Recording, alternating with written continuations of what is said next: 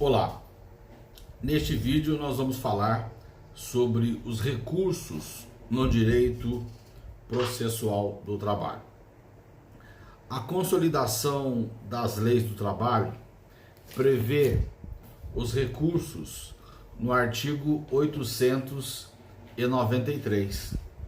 Lá no artigo 893 nós vamos encontrar todos os recursos trabalhistas. Dispõe o artigo 893.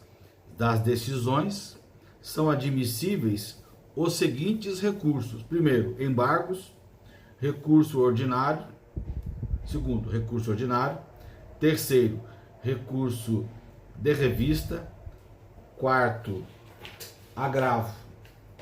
Então, esses são os recursos trabalhistas. Nos artigos seguintes, do 894 ao 901, a consolidação das leis do trabalho vai tratar de cada um dos recursos em particular. Também encontraremos previsão de recurso na Lei 5.584 de 1970, a Lei do Rito Sumário, que vai prever recurso na hipótese do artigo 2º, parágrafo 4º, conforme nós veremos. Na Lei 7.701 de 1988, que trata do Tribunal Superior do Trabalho, da competência do pleno, das sessões e das turmas, lá nós veremos também os recursos no âmbito do TST. Com relação aos recursos processuais trabalhistas, é de suma importância conhecer algumas súmulas, precedentes normativos e orientações jurisprudenciais do Tribunal Superior do Trabalho.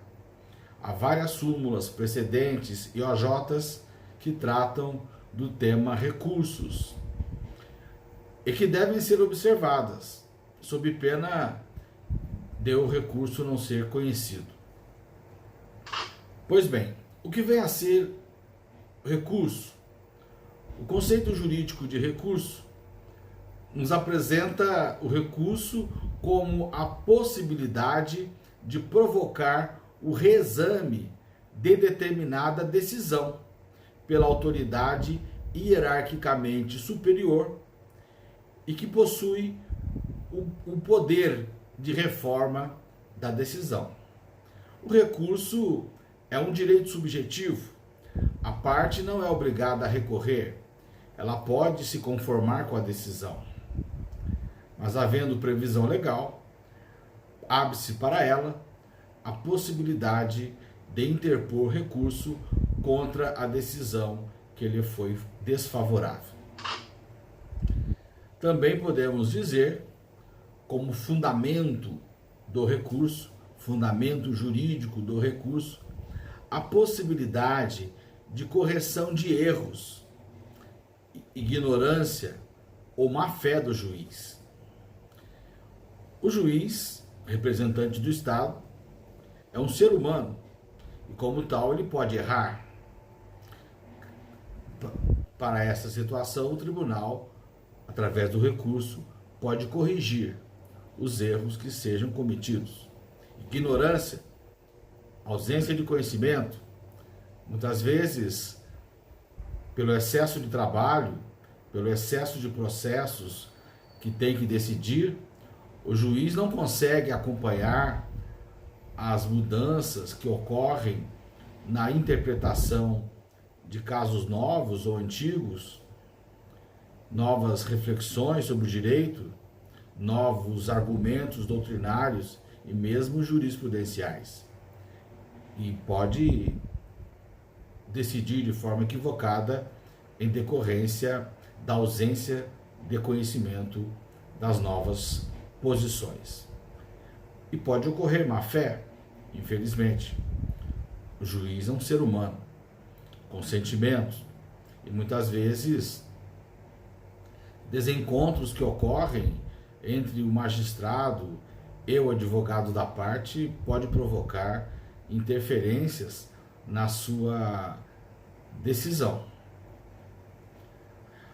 O recurso tem também como fundamento jurídico a oportunidade de reexame da decisão por juízes mais experientes, os quais poderão reapreciar as provas e ou reinterpretar o direito aplicável. Há recursos que só debatem matéria de direito, não permitem a rediscussão de provas. E lá no tribunal, os desembargadores, os ministros, são juízes mais experientes, que chegaram ao tribunal após longos anos de trabalho. E esse tempo, essa experiência, muitas vezes faz com que eles tenham uma outra visão, permitindo uma decisão mais justa. Há também um fundamento psicológico para os recursos. A tendência do ser humano de não se conformar com uma única decisão. A possibilidade de reforma da decisão contra uma decisão injusta. É claro, aquele vencedor vai achar que a decisão foi justa, vai se conformar com a única decisão. Mas quem foi vencido, quem teve a decisão desfavorável, do ponto de vista psicológico, é natural que ele acredite que tenha sido injustiçado e que a decisão foi injusta e por isso deva recorrer para modificar esta decisão. Alguns argumentam que existe o chamado duplo grau de jurisdição, assegurando o recurso em toda situação, que este duplo grau de jurisdição decorre do artigo 5º, inciso 55 da Constituição da República, o qual estabelece que aos litigantes em processo judicial ou administrativo e aos acusados em geral são assegurados o contraditório e a ampla defesa, com os meios e recursos a ela inerentes. Na verdade, este artigo 5º, inciso 55, não está assegurando o direito ao recurso. A previsão de recurso depende da lei, salvo aqueles recursos constitucionais. É a lei que vai dizer se cabe ou não recurso. Então, há situações em que pode haver decisão irrecorrível, como no rito sumário. Nas causas de até 2 salários mínimos, só caberá recurso se houver violação direta e literal à Constituição da República.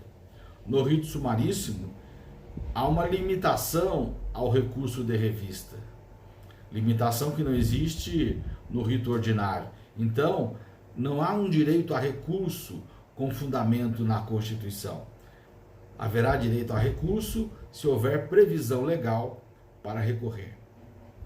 Na verdade, o que nós temos são vários graus de jurisdição. No âmbito trabalhista, existe a possibilidade de recurso para o Tribunal Regional do Trabalho. Da decisão do Tribunal Regional do Trabalho, há a possibilidade de recurso para o Tribunal Superior do Trabalho. Da decisão do Tribunal Superior do Trabalho, há a possibilidade de recurso interno e depois, por violação à Constituição, há a possibilidade de recurso para o Supremo Tribunal Federal. Mas quem prevê se caberá recurso ou não é a lei. No próximo vídeo, falaremos sobre os princípios e as peculiaridades dos recursos no processo do trabalho. Até lá!